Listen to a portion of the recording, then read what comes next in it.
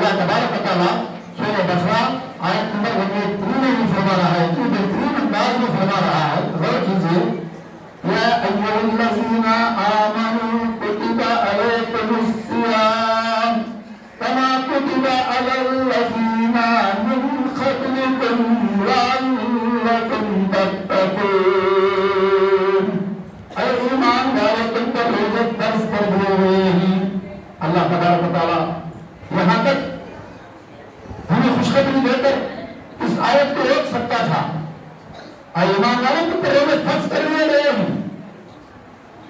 اگر اللہ تعالیٰ اتنی بات ہی کہہ دیتا اس آیت میں، تو جو استطاعت رکھتے ہیں، طاقت رکھتے ہیں، جن پر روزے فرض ہو چکے ہیں، وہ ماہ رمضان کے 29 یا 30 روزے رکھنا ان پر فرض ہو چکا ہے، پھر اللہ تعالیٰ حکمت سے ہمیں سمجھا رہا ہے، یا ایھا الذین آمنوا کتب علیکم الصیام کما کتب علی الذین من قبلکم لعلکم تتقون۔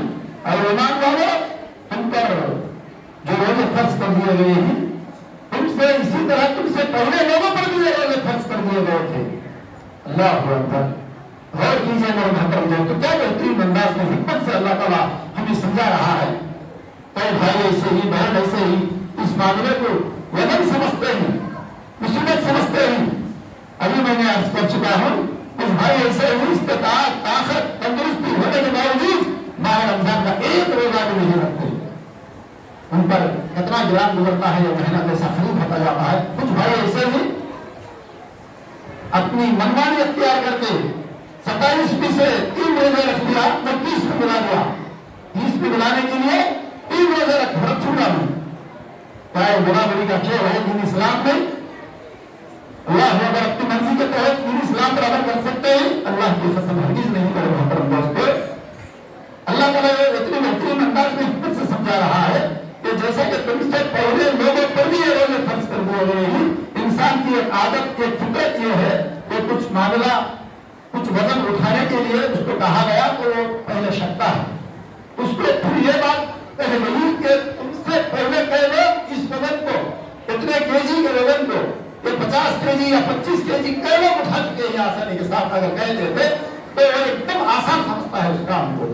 اس طریقے سے اللہ تبارک و تعالیٰ کیا ہے انداز میں ہمیں نصیحت کر رہا ہے، خوشخبری دے رہا ہے، تم سے پہلے لوگوں پر بھی وہ روزے فرض کر دیے گئے تھے تاکہ تم متقی بن جائے، پرہیزگار بن جائے، اللہ والا بن جائے۔ اللہ اکبر، اللہ تعالیٰ متقی بنا کے، پرہیزگار بنانے کے لیے یہ روزے ہم پر فرض کر کے کیا کرنا چاہتا ہے؟ ہم کو دنیا کے خوبیوں سے، برکتوں سے، نعمتوں سے مالا مال کرتے ہوئے جنت الفردوس میں اعلیٰ مقام عطا کرنا چاہتا ہے۔ میرے محترم دوستو، اتنا عظیم مہینہ ہے، اتنا ہی نہیں، کئی لوگ اس ماہ مبارک سے ہی نہیں، دین کے ہر کام سے نماز ادا کرنے کے لیے بھی کچھ لوگوں کا خیال، کچھ لوگوں کے الفاظ ایسے ہوا کرتے ہیں، ظہر اثر بسر گیا مغرب پہ مجھے یاد نہیں، ظہر اثر بسر گیا مغرب پہ مجھے یاد نہیں، عشاء میں تو نشے میں تھا، فجر میں تو اٹھا تھی۔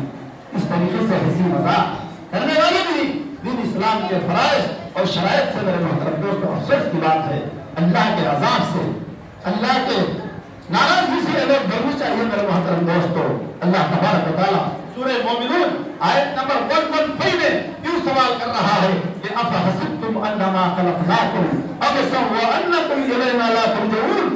کیا تم یہ سمجھ رکھے ہو، کیا تم یہ سوچ رہے ہو کہ ہم نے تم کو ایسے ہی پیدا کر دیا کسی مقصد کے بغیر؟ غور کیجیے میرے محترم، اللہ تعالیٰ کیا سوال کر رہا ہے، روکتے کھڑے ہو رہے ہیں۔ اس کے ترجمے پر غور کریں تو کیا تم یہ سمجھ رکھے ہو کہ ہم نے تم ایسا ہی پیدا کر دیا اسی مقصد کے بغیر؟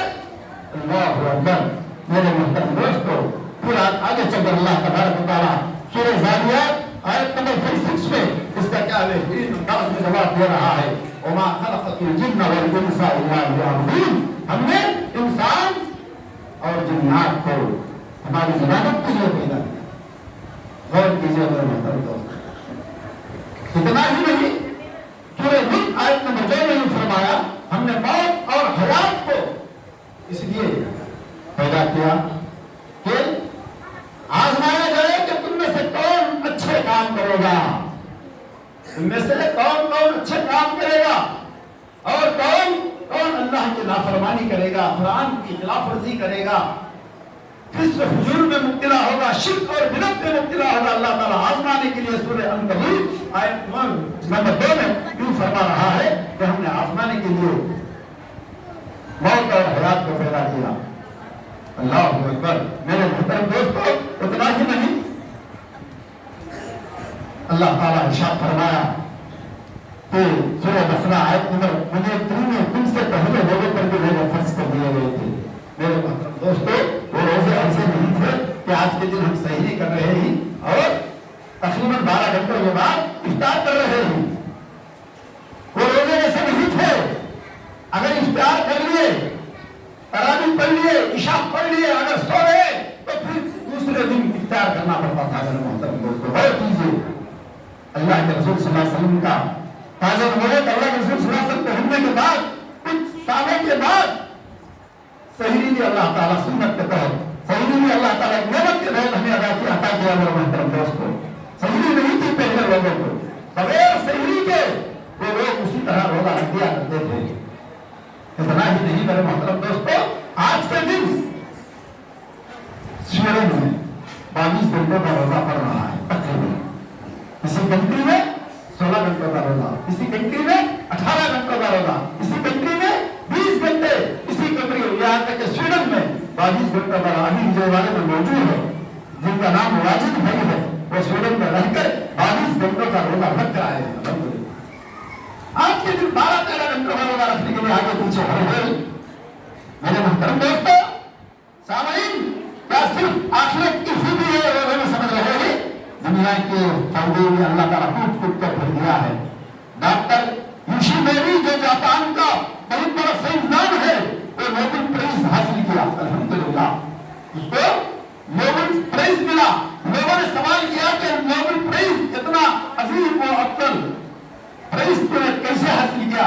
اس نے کہا کہ میں نے ایک بہترین علاج کو پہچانا، کینسر کا علاج، ایک دم 100% سوٹیبل سکسیسفل علاج میں نے دیکھا، پہچانا کہ وہ یہ ہے کہ آدمی سال میں کم از کم 25 دن 10 یا 12 گھنٹے بھوکا رہے۔ یہ کینسر کا علاج ہے۔ اللہ تعالیٰ دنیاوی صحت بھی دین اسلام کے شرائط اور فرائض میں کود کود کر بھر دیا ہے۔ نماز میں کتنی صحت ہے، کئی باتیں ہیں ہمارے پاس، کئی دوائی نہیں ہے ہمارے پاس۔ وجے واڑہ کا ڈاکٹر پٹھابھی رامیا نے کہا کہ سعودی عرب میں زیادہ برین کے پرابلمز کے ہاسپٹلز نہیں، کیوں نہیں ہے؟ ہندوستان میں اتنے کیوں ہی؟ وہاں کے لوگ، اکثریت لوگ نماز ادا کرتے ہیں الحمدللہ، اس لیے ان لوگوں کو صحت کے پرابلمز، دماغ کے پرابلمز، سر کے پرابلمز نہیں آتے۔ ایسے تو بہت سارے ہمارے پاس دلائل موجود ہیں، وقت تو ساتھ نہیں دے گا۔ میرے محترم دوستو، اتنا ہی نہیں، ابو ہریرہ رضی اللہ تعالیٰ عنہ روایت کر رہے ہیں، ترمذی شریف کی حدیث ہے، حدیث number 682۔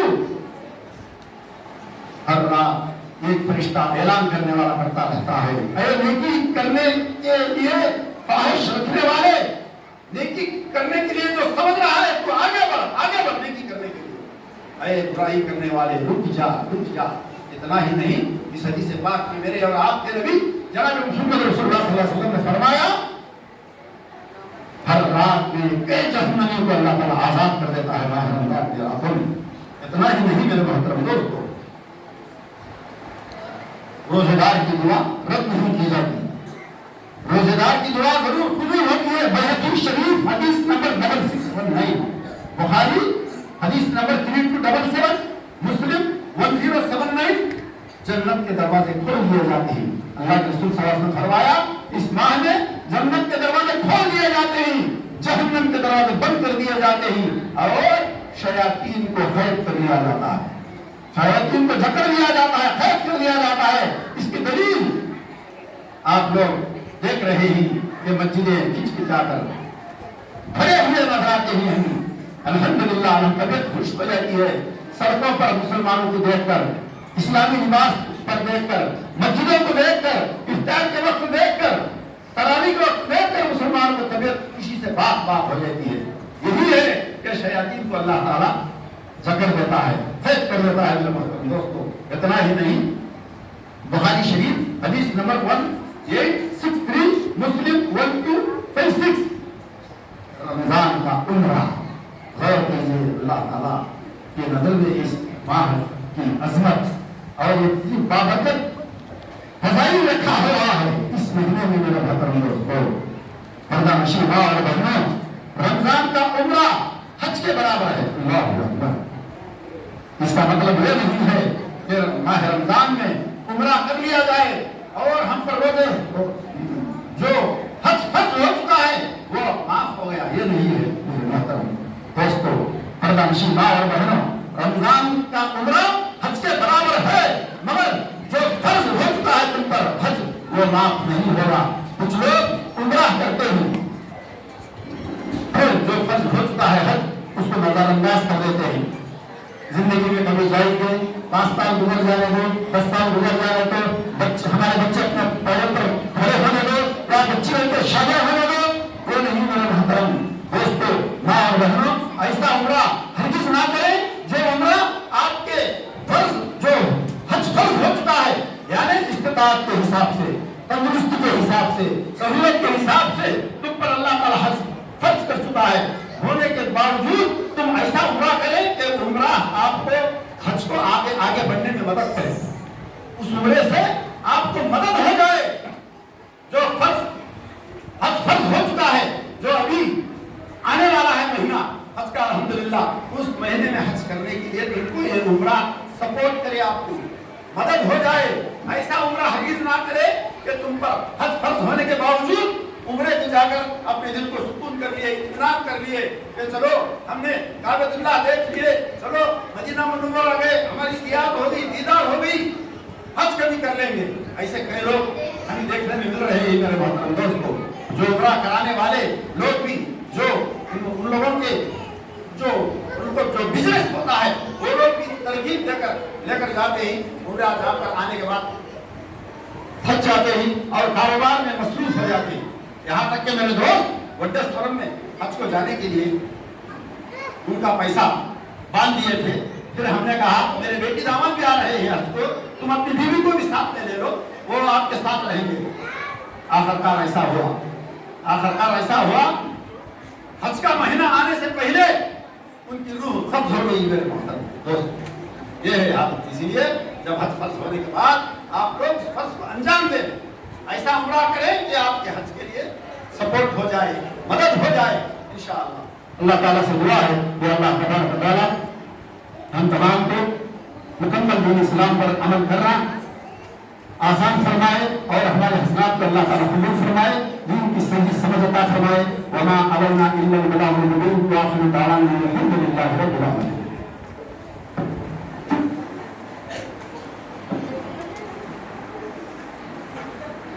Jazakallahu khair for your wonderful